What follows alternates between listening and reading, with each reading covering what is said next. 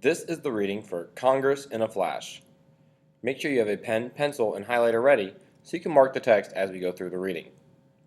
What is Congress? The United States Congress is the legislative or lawmaking branch of our federal government. Congress meets in Washington, D.C. to make federal laws, which are laws that apply to the entire country. Congress is bicameral, which means made up of two chambers, the Senate and the House of Representatives. Each chamber includes elected officials from all 50 states. Congress was created by the Constitution, and that document describes how the branch of government works. So there are a lot of important words you need to know from this first paragraph. Make sure you underline or highlight that legislative is the lawmaking branch. Circle or highlight that federal laws are laws that apply to the entire country. Because remember, the federal government is our national government, the one in charge of all the states. So a federal law would be a law that all the states have to follow. And Congress is bicameral. So make sure you underline or highlight bicameral and the definition afterwards, which means it's made up of two chambers. Remember, there are two parts of the Congress, the Senate and the House of Representatives. Why Congress? When the Constitution was written, the goal was to create a government that represented the people. Congress works towards this goal by creating laws that reflect the needs and wants of the United States citizens. The work Congress does serves the nation as a whole. Senators help by representing the needs of the entire state, while members of the House, also called representatives, work for the people in their specific sections of their state. So, the senators are representing everyone. So the senator for Florida, the two senators for Florida would be representing the needs of all the people in Florida and talking on their behalf in Washington, D.C. when it comes to lawmaking. Now remember, the House of Representatives, there's a lot more of them, and it's based on population. So the House of Representatives, instead of just talking for the entire state of Florida, they're representing their own certain parts of Florida, so where they come from in Florida. They're representing those people and explaining what those people want up in Washington, D.C. How does it work? All of the instructions for Congress can be found in the first section of the Constitution, Article 1. Underline or highlight that sentence. Article 1 of the Constitution explains the legislative branch. Remember, we covered this last week. So you will find all the instructions for how Congress works, how the legislative branch works, in Article 1. It is the longest section of the Constitution, and it covers a lot of ground. How old do you have to be to serve in Congress? How long do you get to serve? How does Congress relate to other branches? All of this and more can be found in a close read of Article 1, but this handy chart shows some of the basics. So now look at the chart at the bottom. On the left-hand side, it goes over the Senate. You can see it says the size, which would be 2 senators from each state, so it totals 100. The qualifications, they must be at least 30 years old, a U.S. citizen for 9 years, and live in the state they represent. So if you're going to represent Florida, you need to live in Florida. They represent the interest of the citizens across the entire state for a term of 6 years. Special duties, the Senate approves presidential appointments like ambassadors, judges, and cabinet members. And then on the right-hand side, you have the House of Representatives. The size, the number of representatives from each state depends on population, because remember, the House of Representatives is population-based.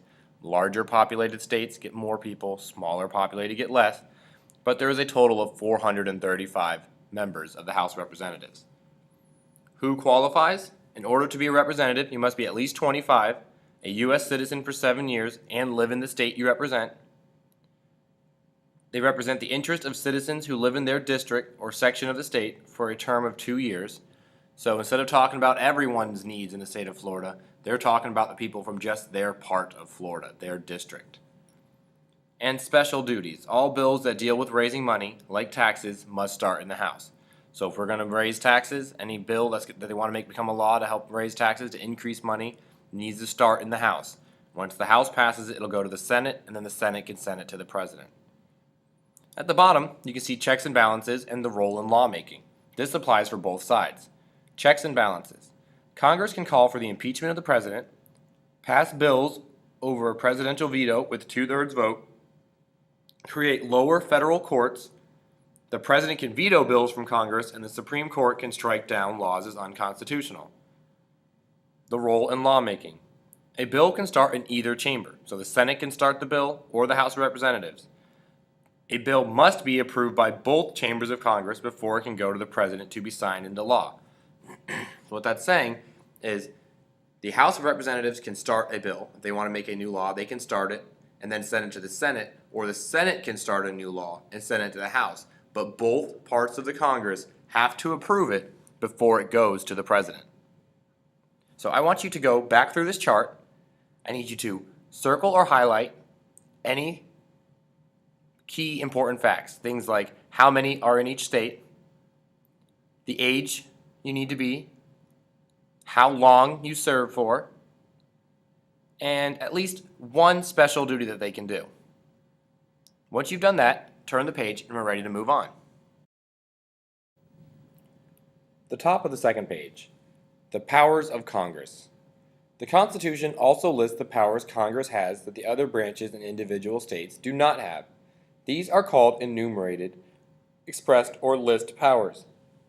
I want you to underline or highlight that first sentence and the second one, which says, the terms for it, enumerated, expressed, or list.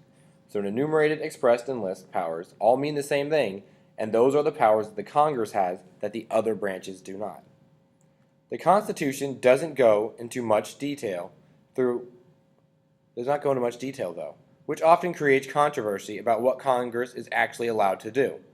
Depending on how you count them, there are between 17 and 35 powers on the list. Here are a few. Create rules on how to become a citizen, collect taxes, pay debts, and borrow money, regulate commerce, which means trade, between the states and with other countries, coin money, which means make money, and punish counterfeiters, punish pirates, establish post office, protect patents and copyrights, create lower federal courts, declare war, raise and support an army and navy, which means they can declare war, so they're the ones that say when we're going to war, but they also are in charge of the finance, the money behind the army and the navy, and make any other laws that are necessary and proper to carry out the powers in this list. Remember, we covered what necessary and proper means. That means they can make any laws that's necessary, so it's something that needs to be done as long as it's proper and it fits the circumstances. So, who is in charge? In addition to listing the powers of Congress, the Constitution says who is in charge of each chamber. You may be surprised to learn that the Vice President of the United States is also the President of the Senate. The VP doesn't get to vote, though, except when there's a tie. But the VP can always be there, so senators also elect the VP cannot always be there, so the senators always elect a President pro tempore, who leads when the VP isn't available. In the House of Representatives, the leader is called the Speaker of the House. The representatives vote to decide who their speaker will be. It's an important job. The speaker is second in line to become president of the United States in an emergency after the vice president. So the vice president is in charge of the Senate, and the Speaker of the House kind of is in charge of the House of Representatives and runs things. So if anything were to happen to the president, the vice president would be in charge. And if anything were to happen to the president and vice president, then the speaker would be in charge. So I want you to go back and underline or highlight who's in charge of both of the houses, who's in charge of the Senate, and who's in charge of the House of Representatives. Making laws. Congress makes laws by introducing an idea, discussing and changing it, voting on it, and sending it to the president for approval. The rough draft of a law is called a bill. Bills can start in either chamber of Congress, but the example below starts in the House of Representatives. So a bill is what it's called before it becomes a law. When they're just working on it, when they're trying to make a new law, it's called a bill. And it can start, either the House of Representatives can start the bill, or the Senate can start the bill. But remember, it has to go through both sides. So let's look at the example at the bottom of this page where the House of Representatives starts the bill. The first step would be the proposal. So underline the word, the proposal. A representative writes a bill and gets support from others in the House. So he comes up with the idea, and then they write the bill. And then you get other people to follow along. The introduction. The bill is assigned a number and read aloud to the other representatives. Then it is sent to a committee for a close review. So once you have a couple people supporting you from the proposal, you will introduce the bill to everyone else and read it out loud, and then they'll start really working on it as a group, trying to figure out how they're going to reword it and fit it so everyone will like it. So make sure you underline or highlight the introduction. The report. Underline this.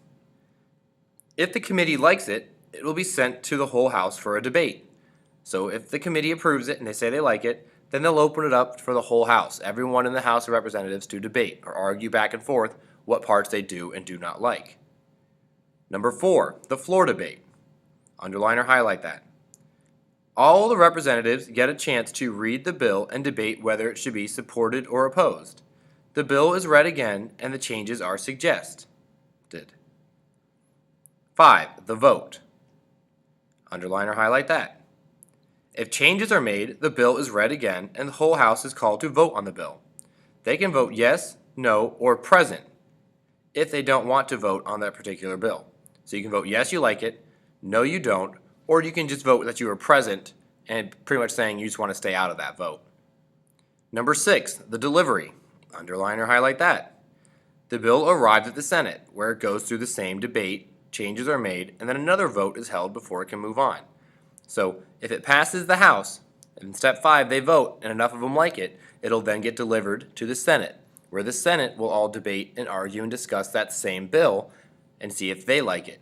And if they like it, they will vote, and if they vote for it, it'll move on. To step 7, the President. If both chambers of Congress approve the bill, lands on the President's desk. If it's signed, it becomes a law. If it's vetoed, it doesn't. But remember, Congress can override a veto with enough votes, as long as 2/3 of the Congress decide they want to override the veto. So that reading covers the legislative branch, also known as the lawmakers, also known as the Congress. Now you need to complete the handout that goes with this in your packet.